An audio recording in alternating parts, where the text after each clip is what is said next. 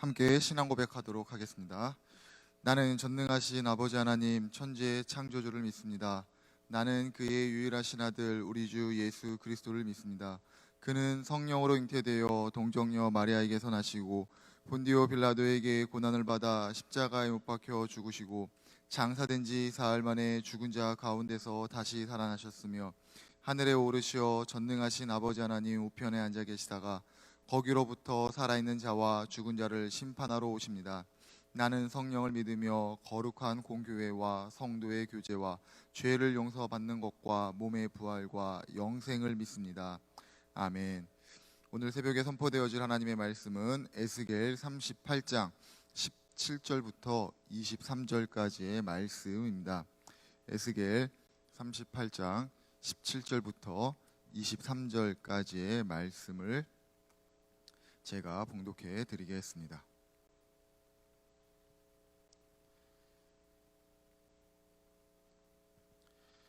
주 여호와께서 이같이 말씀하셨느니라. 내가 옛적에 내 종 이스라엘 선지자들을 통하여 말한 사람이 내가 아니냐. 그들이 그때에 여러 해 동안 예언하기를 내가 너를 이끌어다 그들을 치게 하리라. 그날에 곡이 이스라엘 땅을 치러 오면 내 노여움이 내 얼굴에 나타나리라. 주 여호와의 말씀이니라. 내가 질투와 맹렬한 노여움으로 말하였거니와 그날에 큰 지진이 이스라엘 땅에 일어나서 바다의 고기들과 공중의 새들과 들의 짐승들과 땅에 기는 모든 벌레와 지면에 있는 모든 사람이 내 앞에서 떨어지며 모든 산이 무너지며 절벽이 떨어지며 모든 성벽이 땅에 무너지리라. 주 여호와의 말씀이니라. 내가 내 모든 산 중에서 그를 칠 칼을 부르리니 각 사람이 칼로 그 형제를 칠 것이며 내가 또 전염병과 피로 그를 심판하며 쏟아지는 폭우와 큰 우박덩이와 불과 유황으로 그와 그 모든 무리와 그와 함께 있는 많은 백성에게 비를 내리듯 하리라. 이같이 내가 여러 나라의 눈에 내 위대함과 내 거룩함을 나타내어 나를 알게 하리니 내가 여호와인 줄 그들이 알리라. 아멘. 오늘은 영적인 시야를 유지하십시오. 영적인 시야를 유지하십시오라는 제목으로 하나님 말씀 증거하도록 하겠습니다. 혹시 성도님들 영끌 비투라는 말의 의미를 알고 계십니까? 영끌 비투. 이 영끌이라는 말은 영혼을 끌어모아라는 그런 의미를 가지고 있고 비투라는 말은 빚을 내어서 투자하자라는 말의 약자입니다. 재테크를 하는 젊은이들의 모습을 빗대어서 만들어진 신조어입니다. 왜 이런 말들이 만들어졌을까요? 지난해 2019년 젊은이들 사이에서 일어난 사회적인 현상 신조어는 한 번뿐인 인생을 즐기며 살자라는 의미를 담은 욜로이었습니다. 그러나 올해 2020년 들어 코로나 바이러스로 인해 장기적인 경기 침체로 한 번뿐인 인생 어떻게 될지 모르니 즐기기보다는 한 번뿐인 인생 어떻게 될지 모르니 그것에 대비하자라는 그런 의미로 재테크가 강조가 되었고 그로 인하여서 영혼까지 끌어모아 빚을 내어서라도 투자하자라는 그런 의미로 영끌 비투라는 말이 유행하게 되었습니다. 영끌과 비투라는 이 젊은 세대의 재테크가 우리에게 보여주는 것은 현재 우리 사회에 직면한 문제는 앞날에 대해서 불확실하고 불안하다는 겁니다. 이 불확실성은 경제적인 어려움만 말하는 것이 아니겠죠. 비대면으로 인한 인간관계의 어려움, 국가와 국가 간의 정치적인 갈등으로 인한 어려움, 또 하나님께서 창조하신 이 자연이 파괴되고 있는 어려움 등 실제 우리의 삶 가운데는 셀 수 없는 수많은 어려움이 직면해 있고 그것들로 위협을 받고 있는 것이 사실입니다. 그런데 어려움이 올 때 사람들은 어떻게 합니까? 그 어려움에 대해서 해결하려고 하고 그 어려움에 대해서 대비하려고 합니다. 지구상에 살고 있는 수많은 생명체 중에서 앞날에 대해서 예측하고 대비하는 존재는 유일하게 사람뿐이 없습니다. 문제는 사람이 앞날에 대해서 직면할 어려움에 대해서 예측을 하고 그거에 대해서 대비해야 한다라는 생각을 가지고는 있지만 그것에 대해서 아무것도 하지 않기 때문에 예측은 예측으로 끝나게 되고 다가오는 어려움은 어려움대로 당하게 된다라고 하는 겁니다. 그런데 만약에 사람이 미래에 대한 예측을 통해서 그 미래를 대비하고 또 삶 가운데서 그 미래에 대해서 어려움에 대해서 넘어갈 수 있는 능력을 키운다라고 한다면 우리의 삶 가운데 있는 수많은 어려움들은 과연 사라질까요? 아니라면 우리의 삶 가운데 아무리 대비를 한들 그 이상의 또 다른 어려움들이 우리에게 올까요? 정답은 없겠지만 지금까지의 인간의 삶을 볼 때 어려움을 대비한다고 해서 우리에게 있는 어려움은 사라지지 않을 겁니다. 이 말은 아무리 우리가 미래에 대해서 예측을 하고 준비를 한다고 한들 어려움이 사라지거나 줄어들지는 않는다라는 것을 말하고 있는 겁니다. 또한 그 상황에 맞는 그 어려움 때문에 사람들은 그 가운데 고민하고 눈물을 흘릴 것입니다. 어려움은 결코 우리의 삶 가운데서 끝나는 것이 아닙니다. 이 그리스도인의 삶도 마찬가지겠죠. 하나님을 믿는다고 해서 우리의 삶 가운데 갑작스럽게 어려움이 다 사라집니까? 세상의 표현대로 하나님을 믿는다고 해서 살림살이가 조금 더 나아집니까? 글쎄요, 쉽게 대답하기가 어렵습니다.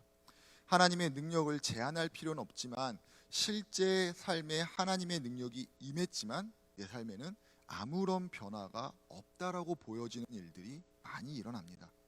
오히려 하나님을 믿는다고 하는데 세상보다 더한 듯한 어려움이 경험될 때도 있고 더 마음이 아프고 무너질 때도 많이 있습니다. 여기에서 우리는 의문을 가지게 됩니다. 믿음을 가지고 살아가는데 왜 내 삶 가운데 있는 이 어려움은 줄어들지 않을까? 도대체 믿음을 가지고 산다라고 할 때 하나님께서 해결해 주신다고 했는데 그것은 과연 무엇일까? 만약에 믿음을 가지고 살아가고 있는데 삶의 어려움이 변하지 않고 있다면 내가 과연 이 땅을 살아가면서 끝까지 믿음을 지켜야 하는 이유는 어디에 있는가? 삶의 어려움으로 인해서 떠오르는 수많은 의문들이 그 질문들이 오늘 본문 속의 이스라엘 백성들에게도 동일하게 있었을 겁니다. 하나님께서는 에스겔 선지자를 통해서 이스라엘의 회복을 말씀하셨고 앞으로 회복될 모습을 마른 뼈가 살아나서 큰 군대가 되는 것과 두 막대기가 하나가 되는 모습을 통해서 보여주셨습니다. 오랜 시간 바벨론의 포로로 살던 이스라엘 백성들한테 들려진 이 하나님의 회복의 말씀은 사막에서 길을 잃고 헤매다가 죽음의 상황 가운데 만나게 되는 오아시스와 같은 기쁨이었고 하나님으로부터 버림받았다라고 하는 자책과 무기력에서 벗어나게 되는 하나님의 은혜를 다시 누리게 되는 감격이었을 겁니다. 무엇보다도 고향으로 돌아갈 수 있다라는 그 가슴 벅찬 설레임이었습니다. 그러나 회복에 대한 기쁨과 감격과 설레임은 지나가는 소나기와 같이 잠시 그들에게 들렸을 뿐 오늘 본문을 통해서 들려지는 또 하나님의 말씀은 이스라엘 백성들에게 또다시 한번 어려움이 다가온다는 겁니다. 바로 곡이라는 나라를 필두로 하여 주변의 여러 나라들이 연합하여 이스라엘을 공격하게 될 것이고 이를 통해 이스라엘은 다시 한번 경험하고 싶지 않은 그 고통의 시간을 보내게 된다라는 말씀입니다. 이해할 수 없는 것은 회복된 이스라엘이 어려움을 당하게 되는 곡과 그 연합군들의 그 공격을 하나님께서 허락하셨다는 겁니다. 하나님께서는 곡과 그 연합군을 하나님의 도구로 쓰셔서 이스라엘을 공격하게 하신다라고 말씀을 하셨습니다. 이스라엘에게 고통을 주시는 분이 하나님이시라는 겁니다.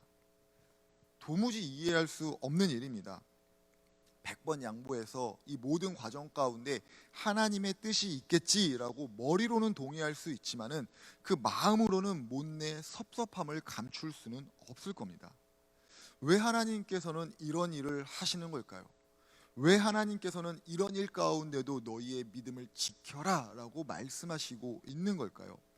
왜 하나님께서는 이 일을 통해서 무엇인가를 깨달으라 라고 하는데 과연 그들에게 고통을 주는 것 이외에는 다른 방법은 없는 걸까요? 하나님께서 왜 이렇게 하시는 겁니까? 결론부터 말하면은 이 모든 과정을 통해서 하나님의 거룩함이 드러나기 때문입니다. 23절 말씀입니다. 이같이 내가 여러 나라의 눈에 내 위대함과 내 거룩함을 나타내어 나를 알게 하리니 내가 여호와인 줄 그들이 알리라. 하나님께서는 곡을 필두로 한 연합군의 공격을 이스라엘이 받게 하시지만 이것은 이스라엘에게 고통을 주시려고 하는 것이 목적이 아닙니다. 곡과 그 연합군이 오히려 하나님의 손에 의해 패배를 당하게 하심으로 살아계신 하나님의 거룩함의 그 능력과 살아계신 하나님의 그 영광이 이스라엘을 통해서 드러나게 하시려는 하나님의 계획이고 하나님의 섭리입니다. 다시 한번 말하자면 하나님의 거룩함과 하나님의 그 섭리를 세상 가운데 나타내기 위해서 하나님께서는 곡을 이용하셔서 이스라엘에게 잠깐 고통을 주시지만 바벨론에서 이스라엘을 회복시키신 것처럼 하나님께서는 곡을 심판하심으로써 이스라엘을 향한 사랑과 죄를 정의로 심판하시는 그 거룩하고 전능하신 하나님을 세상 가운데 드러내시려고 하는 겁니다. 하나님의 사랑하심을 드러내기 위한 이 하나님의 방법, 말씀을 통해서 우리는 듣고 말씀을 통해서 이해할 수 있지만 실제 이와 같은 일이 우리의 삶 가운데 나타난다고 한다면 우리는 이 말씀을 100% 나를 향한 말씀으로 받아들이고 이해할 수 있겠습니까? 분명 이와 같은 일들, 하나님의 사랑과 하나님의 거룩함을 드러내기 위해서 내가 너에게 잠시 고통을 주겠다라고 하는 이 말씀은 우리의 마음으로 받아들이기 참으로 힘듭니다. 앞에서도 말씀드린 것처럼 아무리 좋은 믿음을 가지고 좋은 마음으로 하나님에 대해서 생각을 하고 하나님의 역사를 믿는다라고 하지만은 그 일에 대해서 쉽게 이해할 수도 없고 그 누구도 이해하라라고 강요할 수도 없는 일입니다. 그렇기 때문에 우리의 마음 가운데 입 가운데 자꾸 떠오르는 단어는 왜라는 단어입니다. 자녀가 아버지에게 삶에서 이해가 되지 않는 일들을 왜라고 물어보는 것은 서로의 관계가 친밀하다는 것을 보여주는 아주 자연스러운 질문입니다. 오히려 자녀가 삶에서 이해가 되지 않을 때 아버지에게 혹은 부모님에게 왜라고 물어보지 않는 것이 이상한 것이죠. 문제는 왜라는 이 질문 안에만 머물러 있는 겁니다. 왜라는 질문, 곧 이해할 수 없는 그 하나님의 일들에 대해서 왜라고 질문하며 하나님, 저는 이해가 되지 않는다면 여기 이 자리에서 한 발자국도 움직이지 않겠습니다 라고 말하는 것이, 그렇게 행동하는 것이 문제가 된다는 겁니다. 왜 이것이 문제가 됩니까? 하나님을 믿는 믿음은 사람의 이해를 벗어난 것이기 때문이죠. 사람에게 아무리 하나님의 그 능력과 하나님의 사랑에 대해서 설명을 한다고 한들 그것이 우리 사람의 마음에 100% 다 이해가 되겠습니까? 하나님의 능력과 하나님의 섭리와 하나님의 뜻에 대해서 아무리 친절하게 설명을 한들 그것이 우리의 마음 가운데 100% 이해가 되고 100% 마음에 들지 않습니다. 왜 그렇습니까? 하나님 자신이 신비이시고 믿음 자체가 사람의 이해의 영역을 벗어난 것이기 때문이죠. 결국에 하나님을 향한 믿음이라고 하는 것은 이해라고 하는 그 부분을 넘어서서 내가 이해가 되지 않아도 하나님께서 나를 통해서 하시는 일과 그 목적이 있다라는 것을 바라보고 그 길을 따라가는 겁니다. 그렇기 때문에 우리가 분명히 기억해야 하는 것은 사람이 아무리 이해할 수 없다라고 한들 하나님께서는 자기 자신이 세우신 그 뜻을 이루어 가기 위해서, 하나님의 목적을 이루어 가시기 위해서 사람이 이해가 되지 않는 일들도 하시고 또 그 일을 행하시는데 결코 멈추시지 않는다는 겁니다. 하나님의 목적을 위한 하나님의 방법이 있다는 거죠. 하나님의 방법이 우리의 이성으로 우리의 삶으로 이해가 되면 참 좋겠지만 그렇지 않는다고 하여도 하나님께서는 하나님의 목적을 이루어 가시는데 조금도 거리낌이나 부족함이 없으시다는 겁니다. 그러나 놀라운 것은 하나님께서 우리 사람이 이해하지 못하는 방식으로 하나님의 일들을 이루어 가실 때 그 가운데 드러나는 하나님의 영광은 우리의 삶을 통해서 나타나게 된다는 겁니다. 다시 말해서 나를 통해서, 우리를 통해서 하나님께서 이루어 가시는 그 놀라운 일들이 드러나게 된다는 겁니다. 그렇기 때문에 하나님께서 우리의 삶 가운데 함께 하시고 하나님의 방식으로 이루어가는 그 모든 일들, 그 과정 가운데 우리가 있다는 것은 하나님의 은혜입니다. 나의 고통을 사용하시던, 나의 기도를 사용하시던, 아니면 나의 삶의 어떤 부분을 사용하시던 최종적으로 나타나는 것은 나를 통해서 드러나는 하나님의 영광이기 때문입니다. 하나님의 영광을 드러내는 이 삶에서 경험하기 위해서 우리가 가져야 하는 것은 영적인 시야를 확장시키는 겁니다. 하나님을 향한 이 믿음의 시야를 고정하는 겁니다. 1873년 건강이 좋지 않던 부인과 내 딸을 요양하기 위해서 유럽으로 보낸 스패퍼드라는 유명한 변호사가 있었습니다.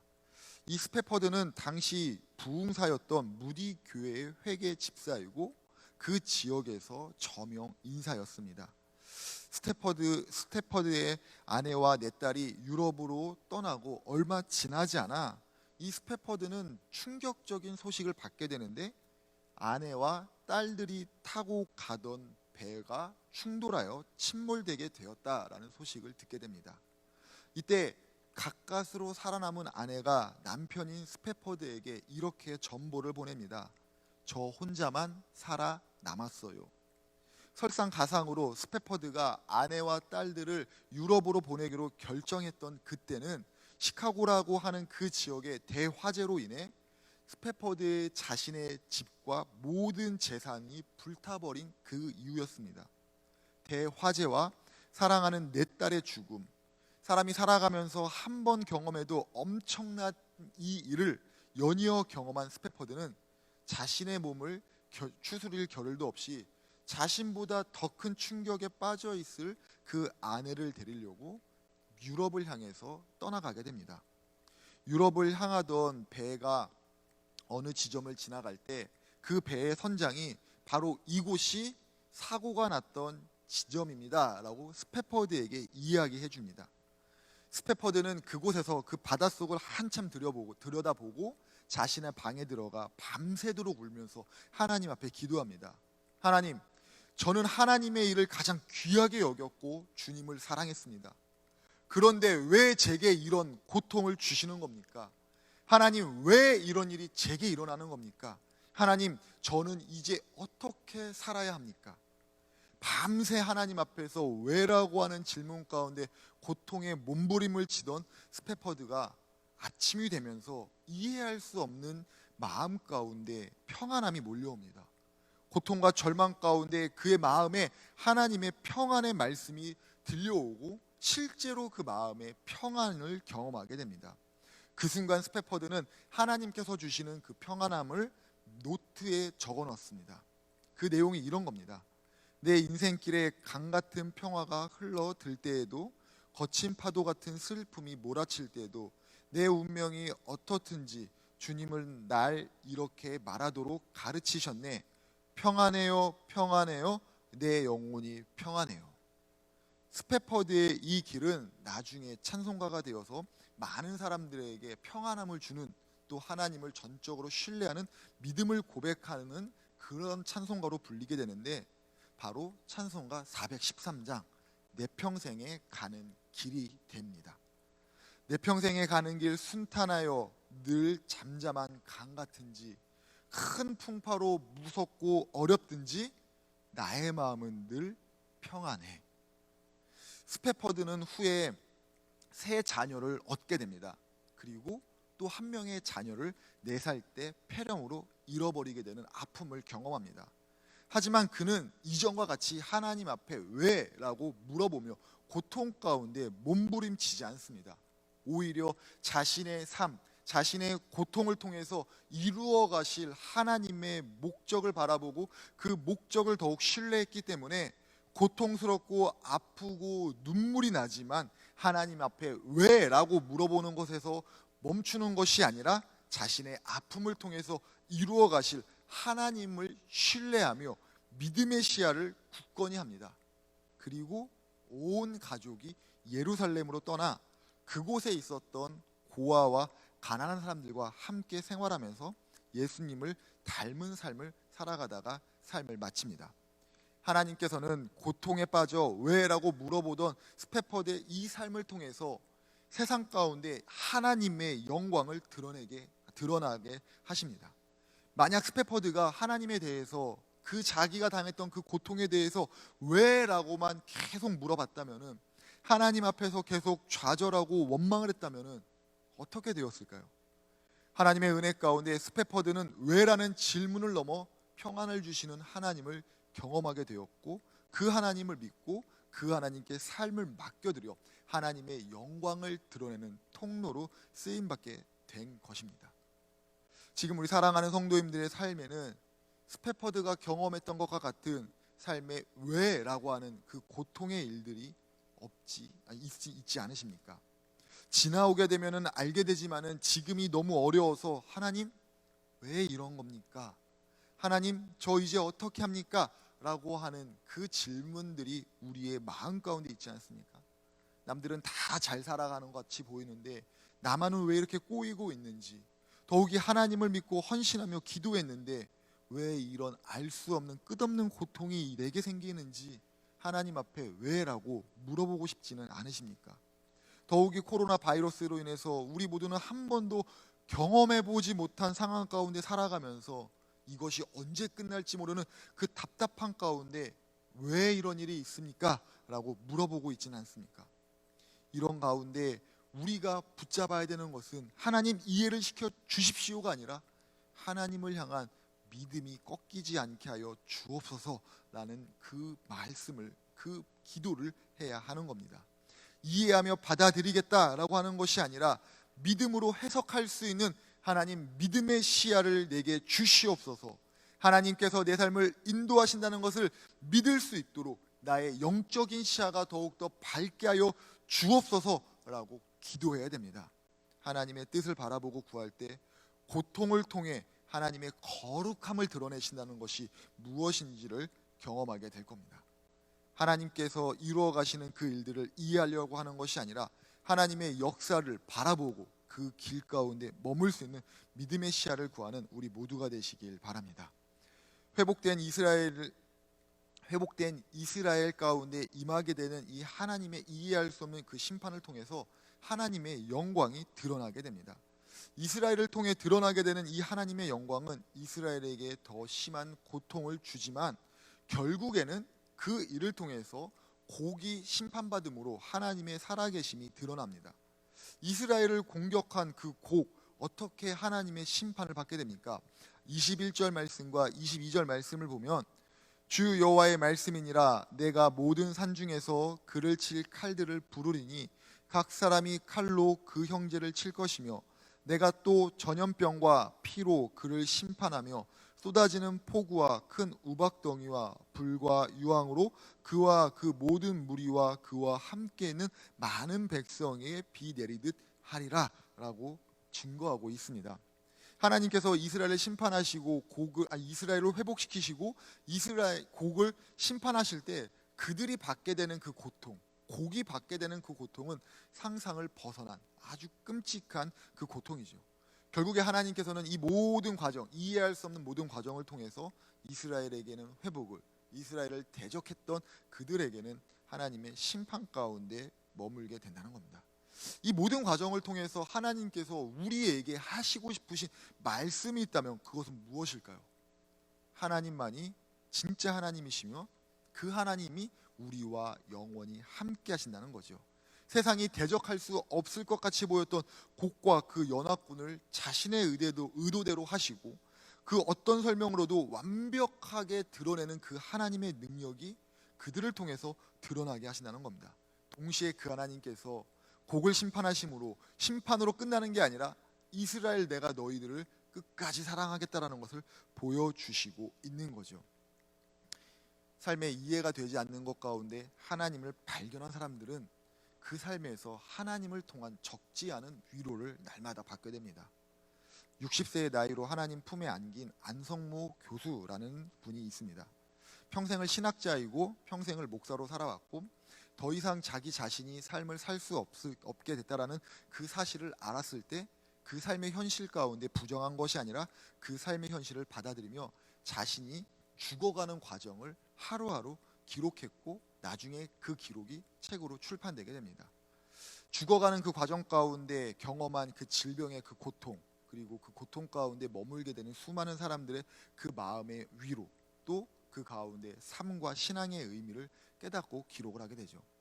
이 책의 마지막에 의식이 있었던 그 마지막에 이런 기록이 있습니다. 계속되는 입원과 변화무쌍한 치료 계획 속에서 하루를 보내고 밤에 퇴원하였다. 여러 가지 가능한 경로를 통해 병원에서 먼저 연락을 주게 되었다. 낙상이 가장 큰 주의점이 되어 4발 달린 보행 보조기를 집에서 쓰기로 하였다. 90대신 어머니 쓰시라고 사놓은 보행 보조기를 아들이 먼저 쓰게 되었다. 이게 무슨 아이러니인가. 어젯밤에는 이 보조기를 가지고 화장실에 들어가면서 울었다. 하나님, 너무하시잖아요. 이제 제 상황이 이렇게까지 되었습니다. 그 이후에 몇 마디를 더하는데 마지막 결론에 이렇게 합니다. 그래도 이것이라도 있으니 안심이 된다. 나도 모르는 휘청거려도 잘 붙들기만 하면 되니까. 주님, 이 눈물의 골짜기를 잘 지날 수 있도록 하여 주소서. 아멘, 아멘. 하나님만이 하나님 되시고 영원히 함께 하신다는 것을 죽음의 순간에 이 안성모 교수는 주님, 이 눈물의 골짜기를 잘 지나가게 하여 주옵소서라고 기도로 마치게 되죠. 죽음을 앞둔 사람의 그 마음, 무엇이 느껴집니까? 하나님께서 우리 자신을 사랑하는 방식은 다 다를지 몰라도 하나님께서 우리와 영원히 함께 하신다는 그 하나님의 방법이 드러나고 있는 거죠. 우리의 눈물의 골짜기를 걸어갈 때에도 우리 홀로 걸어가지 않는다는 것을 우리가 기억했으면 좋겠습니다. 세상에서 말하는 것이 내게 없다고 해서, 오늘의 삶이 내게 고통스럽다고 해서, 내 삶이 눈물의 골짜기를 걸어가는 것 같아서 힘겹다 할지라도, 포기하고 싶다고 할지라도, 고통 속에서 몸부림친다고 할지라도 나 홀로 하는 것이 아니라 나와 함께 하시는, 자신의 방식으로 내게 사랑을 보여주시는 그 하나님께서 함께 하신다는 것. 그래서 내가 경험하고 있는, 내 삶 가운데 둘러싸고 있는 수많은 어려움을 꺾으심으로, 견디게 하심으로 하나님의 영광을 드러내신다는 것을 기억하며 오늘을 승리하시는 우리 한 분 한 분 되시길 주님의 이름으로 축복합니다.